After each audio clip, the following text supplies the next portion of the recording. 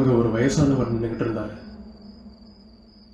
கிழிஞ்ச பனியன், அழுக்கு வேட்டி, அலங்கோலமான தோற்றத்தோட அவர் இருந்தார். அவர் மெல்ல நெருங்கி வர வர நம்ம பசங்க பேச்சு மூச்சு இல்லாமல் நின்றுட்டு இருந்தாங்க.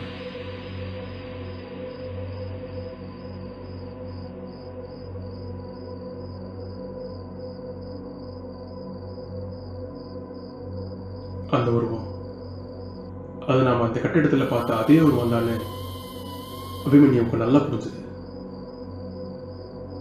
அப்போ இன்னும் பயத்தை தூண்டுற விதமா அவரோட முகத்தில் அந்த கண் அதில் கருவிலிகளே இல்லாமல் முழுக்க வெள்ளையாக இருக்குது. இந்த இடத்துல 2 பேரும் என்ன பண்றீங்க? வழிமாறி வந்துட்டீங்களா இல்ல வேலை தேடி வந்தீங்களா?